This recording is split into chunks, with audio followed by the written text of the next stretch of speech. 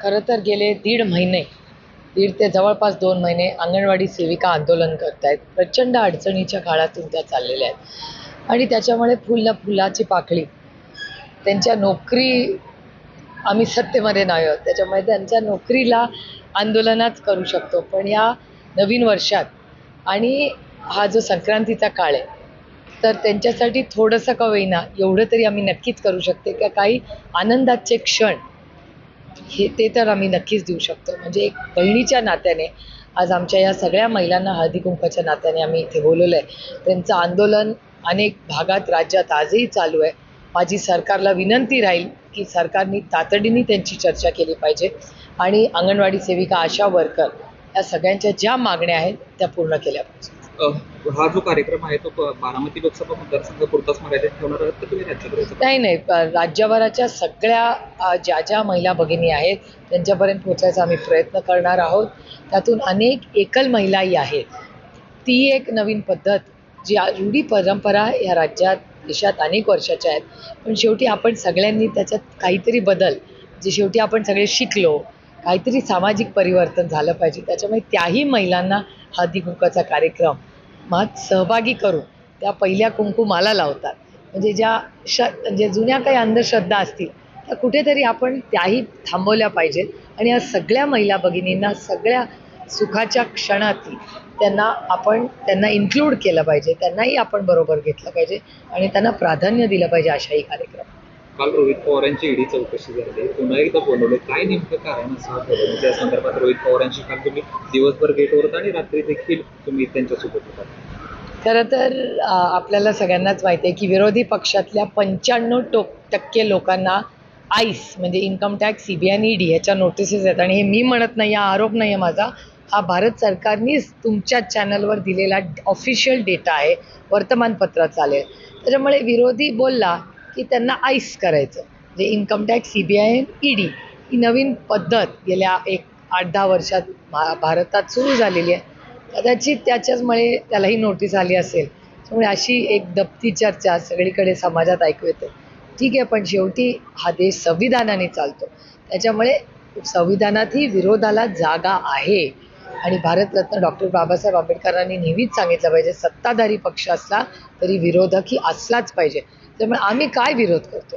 आम्ही फक्त कांद्याला भाव मागतोय, आम्ही दुधाला भाव मागतो, दुसरं काय मागतोय आम्ही?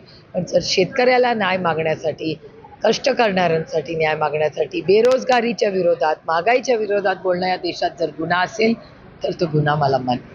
सातत्यानं काल जो इव्हेंट झाला त्याच्याकडे एक सत्ताधारी म्हणतायत की हा एक इव्हेंट आहे, जर चौकशी नव्हती तर आम्हाला देखील चौकशी असणार आहे, इव्हेंट करण्याची काय गरज? इव्हेंट त्यांना वाटत असेल, कारण त्यांनी ज्या लोकांवर आरोप केले, काश्मीर टू कन्याकुमारी तुम्ही डेटा काढून बघा, ज्यांच्यावर आरोप झाले ते जर भारतीय जनता पक्षात गेले, त्यांच्या पुढे केसचं काय झालं? म्हणजे जे विरोधात आहेत ते गुन्हेगार, भ्रष्टाचारी, तेच भ्रष्टाचाराचे आरोप जेव्हा भारतीय जनता पक्ष करतं, तेव्हा भारतीय जनता पक्ष जेव्हा त्यांच्या पक्षात त्यांना घेतं, मग त्या वॉशिंग मशीनच्या थ्रू मग ते भ्रष्टाचाराचे आरोप जातात कुठे? आणि हे पहिले तर आरोप खरे आहेत का ह्याच्यापासून सुरुवात आहे. कारण का आरोप पहिले तर करतात, पुढे काय होतं त्या आरोपांचं? त्याच्यामुळे लोकांना भीती दाखव ही दडपशाहीची पद्धत या देशात आणि राज्यात सुरू झालेली आहे आणि दडपशाही आम्ही सहन करणार नाही.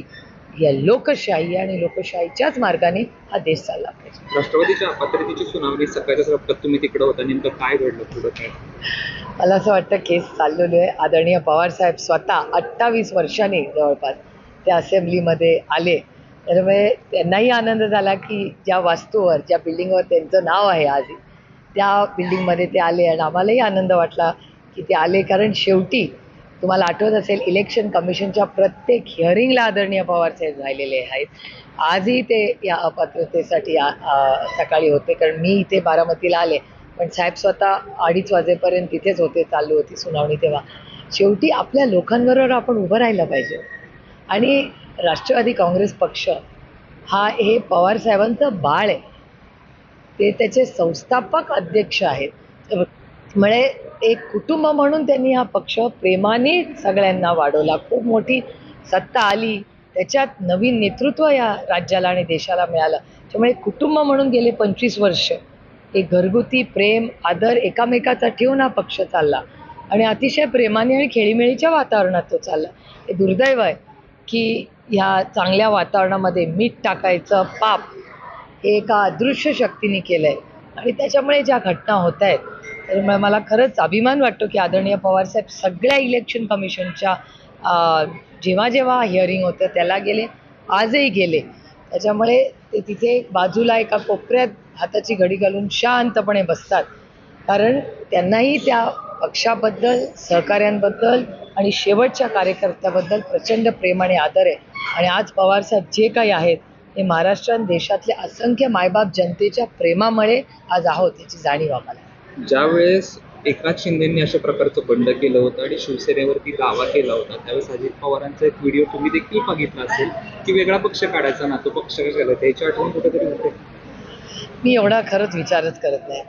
झालं गेलं गंगेला व्हायला. जे सत्य आहे त्या सत्याच्या मार्गाने चालायचं. कधी काळ आमच्या आयुष्यात आता हा संघर्षाचा काळ आहे. प्रत्येकाच्या आयुष्यात संघर्ष येतो.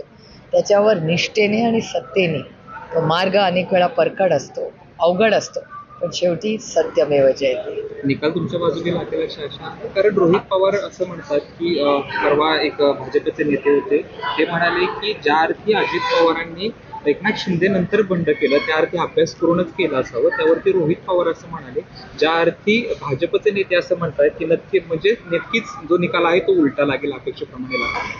काही शक्यता नाकारता येत नाही. याचं कारण असं, माननीय आपले महाराष्ट्राचे मुख्यमंत्री नेहमी म्हणतात की राज्य अदृश्य शक्ती चालवते. त्याच्यामुळे ही कोण अदृश्य शक्ती आहे? ती न्यूक्लिअर आहे, ती कॉस्मिक आहे. कारण का मी सायन्सची स्टुडंट आहे. त्याच्यामुळे अदृश्य शक्ती म्हणजे कोण? म्हणजे cosmic energy, nuclear energy, wind energy, काही असू शकते. त्याच्यामुळे कुठली एनर्जी आहे मला माहिती नाही, पण महाराष्ट्राचे मुख्यमंत्री म्हणतात ही एनर्जी आहे. ती एनर्जी नक्की काय आहे आणि तो काय निर्णय घेते असं मुख्यमंत्रीच म्हणतात. त्याच्यामुळे शक्यता नाकारता येत नाही. पण कागदपत्र ही आणि जे खरं आहे, जे सत्य आहे, ते आदरणीय पवार साहेबांच्या बाजूने. मनोज जरांगे पाटील मुंबईच्या दिशेने कूच केले, त्यावर हायकोर्टाने म्हणजे पोलिसांनी त्यांना आझाद मैदानावरती परवानगी नाकारलेली आहे. एकंदरीत सरकारकडून आज चर्चेसाठी त्यांचं एक शिष्टमंडळ केलं होतं, त्यांच्याकडे सरकारने उशीर केला असं वाटतं. अर्थातच जरांगे पाटील आणि असंख्य महाराष्ट्रातली लोक आज मुंबईच्या दिशेने चाललेली आहेत. अर्थातच पोलीस आणि प्रशासनाची नैतिक जबाबदारी आहे की हे सगळे लोक एवढ्या मोठ्या संख्येने शांततेच्या मार्गाने येत आहेत. तर अर्थातच त्यांना सहकार्य केलंच पाहिजे, कारण ही लोकशाही आहे आणि त्याच्यात आंदोलन करायचा प्रत्येकाला अधिकार आहे. त्याच्यामुळे हे सगळे असंख्य लोक जे मुंबईत येत आहेत त्यांचं आपण सगळ्यांनी स्वागतच केलं पाहिजे. आणि प्रशासनाची नैतिक जबाबदारी आहे की त्यांना ज्या काही सुविधा लागतील, ट्रॅफिक यंत्रणा असेल, पोलिसांची यंत्रणा असेल, शौचालय असतील, पाणी, हे सगळ्याची जी काही मदत लागेल अर्थातच महाराष्ट्र सरकारने जबाबदारीने त्यांना सहकार्य केलं पाहिजे, कारण का ही लोकशाही. मनोज जरांगे पाटलांना सरकारने अवधी मागितला होता सुरुवातीला, टप्प्याटप्प्यानं मनोज जरांगे पाटलांनी तो देखील दिला, परंतु अजून देखील मनोज जरांगे पाटलांना सरकार म्हणते काही दिवस अजून थांबा, थोडासा वेळ लागेल. एक प्रकारे खेळवते असं वाटतं सरकार. शक्यता नाकारता येत नाही, कारण का तारीख पे तारीख, म्हणजे देवेंद्रजींचंच एक स्टेटमेंट काल मी कुठे पाहिलं, त्याच्यात ते विरोधी पक्ष नेत्यांना असताना असे म्हणाले होते, जेव्हा एखादी गोष्ट करायची नसतेल तेव्हा तारीख पे तारीख, नाही तर कमिटी आणि रिपोर्ट, हे त्यांचंच वाक्य आहे. तुम्हाला व्हिडिओ हवा असेल तर माझ्याकडे आहेत, कालच मला कोणीतरी पाठवलं.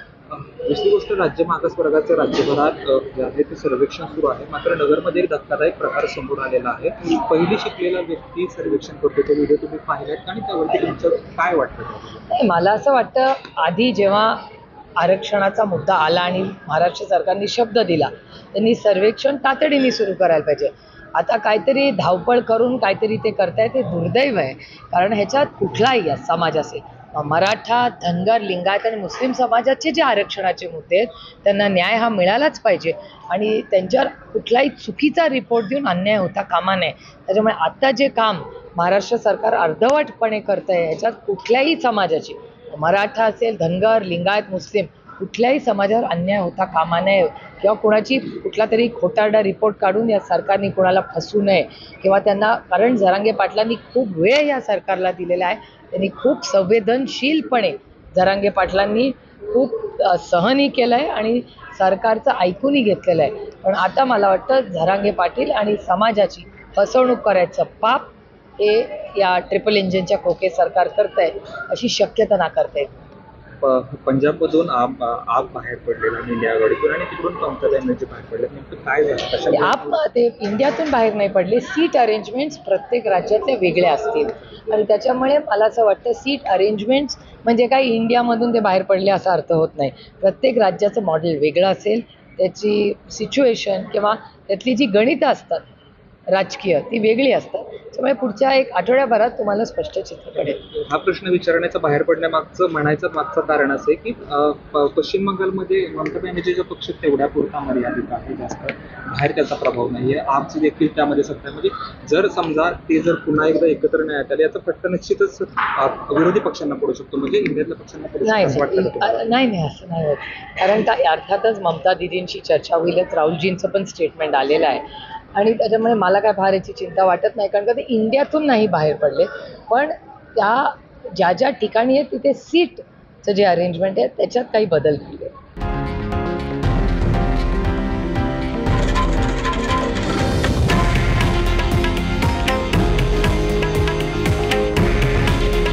हे आहे देशातील नंबर 1 न्यूज नेटवर्क आणि आपण पाहत आहात TV9 मराठी. काळजी तुमची, हित महाराष्ट्राचं.